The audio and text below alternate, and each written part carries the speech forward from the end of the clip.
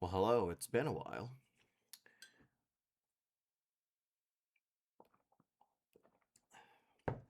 I just finished watching um, Spider-Man Brand New Day. Wonderful film. Any spoilers aside, I just think it's a wonderful celebration of the feeling, the community sense of New York City, Manhattan area, even Brooklyn, Queens, um, just New York in general, I guess. When Kevin Feige said that he wanted things done in a way where it's just generally a great movie. Um, this is one of those movies. Um, Not just for the sake of just throwing in characters and moving a plot along, but the emotional impact was enough for me to. It really triggered a lot of reflections in my life. And it's not to say that I'm needing help necessarily. For most days, I don't really think about um, personal viewpoints in terms of how to look at my life and myself in a different way. But every so often, something will trigger that recognition, that metacognition, that um, meta perspective of myself. And watching this movie on top of the fact that my work has just laid a number of other tasks on top of the tasks that I feel are priority to me. So let's say three tasks that I was in the middle of working on has now ballooned to six tasks. And I work in UX, so doing things on my own, and I've seen my other peers hustle. They put a lot of effort into individual tasks.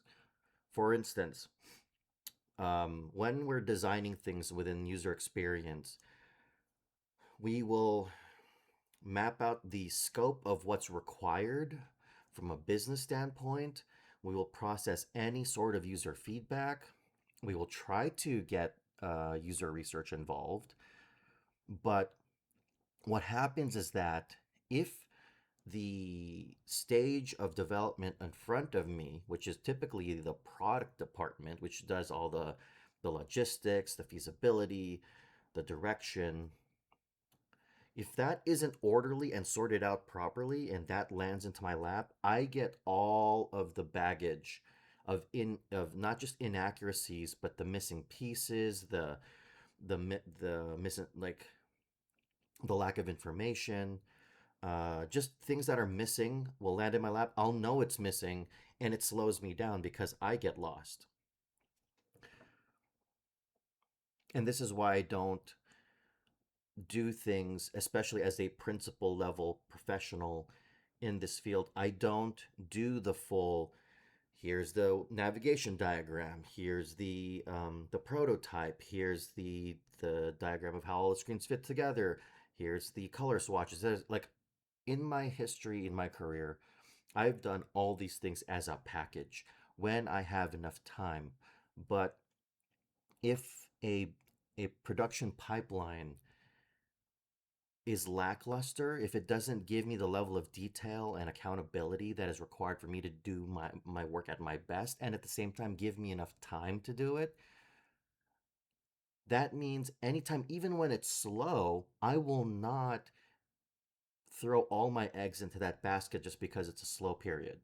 I will keep cutting corners so that I will get the exact needs for development to take my designs and move it forward, because this is a production pipeline that I know that because of the flaws that are happening in front of me, I need to ensure that users get the best of quality execution that I can without giving the most robust details to support it, because two things are happening. Product does not give me enough information, and they're throwing stuff at me at sometimes pretty fast and other times pretty slow. And then development may not always listen to what I give them if it becomes too robust. It has to be simple enough for them to process. Now, all this business and professional jargon aside, it made me reflect on the fact that my work is a lot harder than people see of me because I'm making a lot of decisions that not only get the work across the line, but also to save my own sanity. And over the last few years, last year in particular, I started to more and more realize that as a leader in this space, and what I mean by leadership is that I have the confidence to not only understand and isolate pain points and best practices, I also know from a future state what harnesses um, best of class, not just design, but best of class future state in general, not just for designs, but for behavioral impact. Because I'm a systems thinker, and behavioral impact is the endpoint of user experience from a systemic point of view. Whether people realize that, whether you other UX peers realize that or not. If any of you has taken a chance and watched some of the videos, the lectures I've done, you can get an idea that I think of things in a very complex manner, but I don't give myself enough credit. I just put it out there and be like, okay, this is a cool thing that I've done, but I move on because there's a part of me that doesn't appreciate what I do enough. I always am not only present, but I move forward. Some of you who, are my close friends know that I don't celebrate myself enough. And if people celebrate me, I don't feel it enough. It's only within these very lucid moments that something else has triggered these observations and emotions out of me because I'm empathizing to someone else that's experiencing this level of emotion and humility that I can resonate with. That is the only time I can recognize how much I do. I remember when I worked in another position inside um, the United Healthcare system or United Health Group system. I was on the Optum side. Um, there was a strategic downfall in the overall company, and I was getting hit by it. Other people were getting hit by it. My own motivation was suffering. And when I talked to my supervisor, my senior director about it, he couldn't give me anything because he said motivation is hard. Motivation isn't hard. I have to disagree with him on that.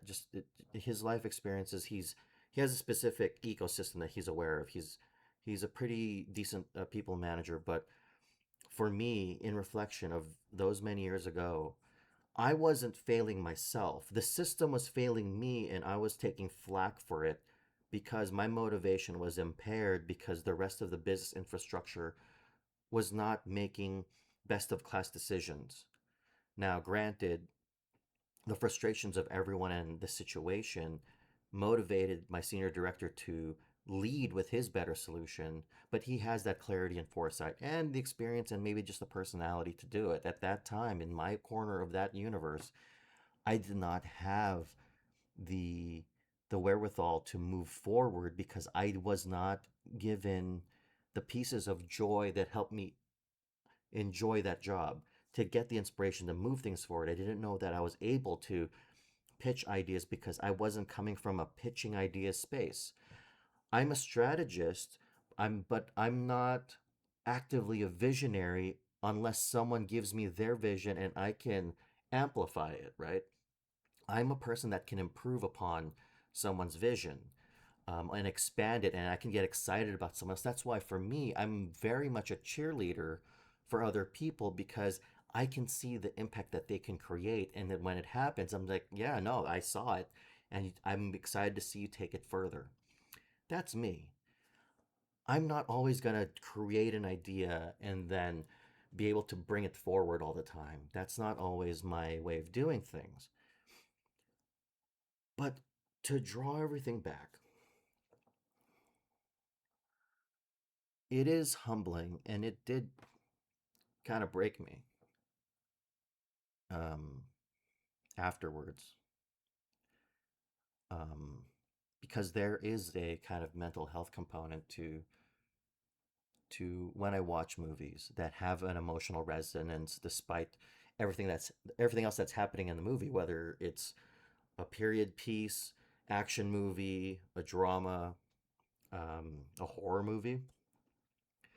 If the emotion is captivating, if it's captured well enough that I can resonate with it, can empathize with it, it brings me out of myself so that way I can really understand what I'm not seeing, what I'm not sensing of myself. It's almost like I need to project outwards. That way I can project back into myself.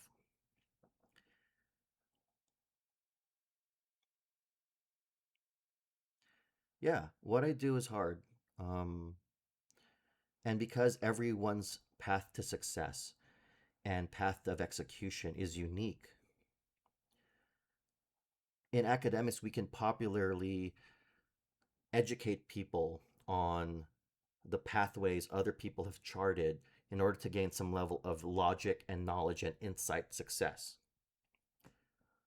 But there's so much in life that, with all these unique people, so much of it is not chronicled, right? Even for myself, everything that I've learned, that I've gained, that I've pieced together from so many different sources, and recognizing, like, even in the self help realm, what is all BS and what is actually true. Because let's say, for instance, hustle culture is such a massive scam, it's a deception. Because everyone says that if you just work hard enough, like Alex Ramosi, he'll say, if you just work hard enough, you'll get there. That's not necessarily true.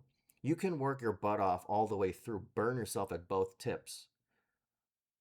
But what he doesn't talk about enough, because he even has this challenge as well, is that you have to do so with a level of moderation. Because what Alex does is that he's lived a life through so much hardship, especially in the beginning, that where he is now is very insightful, and his mind can strategically analyze things from a systemic level because he is a systems thinker, that he's able to provide a lot of insight for other people to reflect on and to provide people with possibilities. But it's not always about working so hard. It's easy for him because his bias is the fact that he's done all of that dirty work. He's codified it in books. That's what I'm talking about earlier. A lot of people with their experiences don't codify their experiences to share. And I'm definitely a victim of that failure because I don't codify my strategy, my work. I'll at times codify it through the lectures that I do, the talks that I do, but that's not all of it, right? That's just a snapshot in that one piece of time where I had that thought, that insight, and I wanted to share it. And I was fortunate to have a platform for it, aside from having vlogs, which at sometimes is very controversial, but that's still part of my journey. That's me attempting to codify things so people will get to know me. But through the hardship that I express, that I commit to on a daily basis, I don't think anything of it. Um, to the people who do check on me, I appreciate all of you. I may not always feel it 100% when you do check on me. And I may be not 100% cognizant of my own emotional challenges. And I didn't realize how much of that really weighs on people who have the personality to be a leader, or people who are who have leadership thrust upon them when they know in their hearts they don't want that responsibility, like myself. But we do it because there are people who need that level of external support, that insight, who will make the extra sacrifices here and there to keep going when they don't feel like there's really an option left. And it doesn't mean that there's always perpetual hope. There are leaders who are perpetual, lighthouse. For me, there's a level of, yes, I can be excited with you if you're a visionary, if you're an idealist, and you have a really good codified structure that you want to pursue. I will support you. But if you don't have that foundation, those principles, then I'll tell you, you need to really think this through, because there's not enough here to sustain you. Yes, you can still push it, and yes, you may find some level of success, but the road of sustainable success becomes harder. The road to widespread reach becomes harder to sustain because you don't have, and that's the one thing that I really value when I took that course from MIT, even though it was all about sustainability from a ecosystem, ecological infrastructure project. There are nuggets of wisdom in there that I also apply to human sustainability when it comes to people starting up with ideas and businesses and just whether it's business or even for creative projects. See, even me talking about this is it's a lot. And so when people reduce, so when I'm at work and 9 to 5s, or even with startups that I help out and advise and join, when people reduce my effort to something as simple as you can do this in a very specific amount of time, that assumption dilutes how much goes into me executing stuff and how much my happiness and my mental health is really being taken care of. And if, especially the thing of when I'm a solo professional in a team, I do enjoy that space. However, I need a level of respect and acknowledgement and awareness given to me because just from the capacity of what I share with my videos and with people and stuff, that comes from a high level of me just thinking about things, me and being my own space, me thinking about things as I'm playing video games, because it's not all fun and games because of how I am who I am. It looks that way on paper. It looks that way when you witness me. But when I come up with some of the most intense connections with things, the insights that I have, it comes from me taking breaks at times because it doesn't mean I stop. Sometimes I will just stop and veg out, and that is a vacation to me. That is more of a vacation to me than me actually going on a physical flying over to a vacation. Actually, to be honest with you, when I have a vacation, you know when I actually experience a vacation? When I'm traveling, when I'm on a flight, when I'm on a train, when I'm not personally driving, when something is just ferrying me to the next destination, I'm able to find a level of peace because I don't have to assert a level of control or leadership aside from just experiencing movement without having to feel like I need to assert myself. So then my mind is able to break away from asserting control, and now it's just asserting strategies, possibilities. It's able to dream.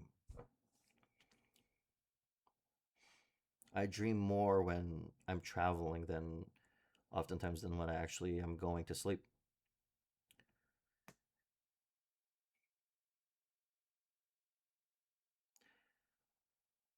Yeah, it's wild. It's I haven't vlogged in a while, but man, watching that Spider-Man movie, like it drew my humanity out of me, and it's definitely cathartic. It is an emotional release that I did not expect would happen. Um, and I think it's partly because of Zendaya and Tom Holland already having a relationship and also being fantastic actors. Um, and their chemistry is just fantastic. So yeah, I think that helped a lot. It's very uncommon for characters who are married to each other to actually be in a type of relationship in a movie together. So it was a very fantastic to see them work with each other, because you can tell there is a level of professionalism there, but they dip into the familiarity between the characters to access the the chemistry even more, right? So fantastic job with them. But for me, it is a very human moment that I'm experiencing. And I'm still going to try to do the work as much as I can over the course of a little bit tonight into tomorrow. Um, but, when work asks me to here, do your work, but then also do this thing because it'll enhance the experience so that business can make better decisions on it.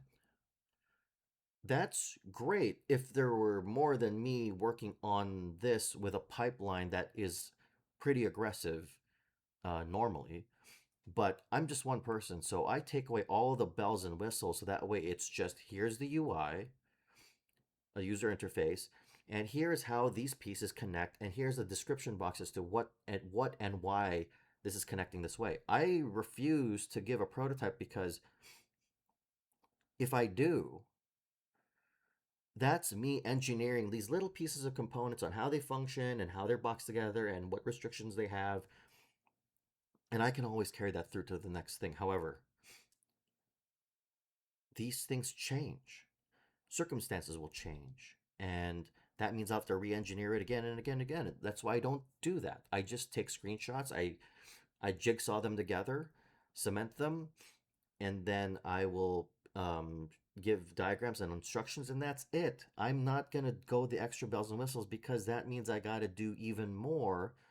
At any given point, I can go from 1 to 2 assignments to 6 assignments, and then someone will say, "Oh, this needs to be done ASAP." That afflicts my mental health. That is a horrible idea for someone who has experienced and has understood and has done so much.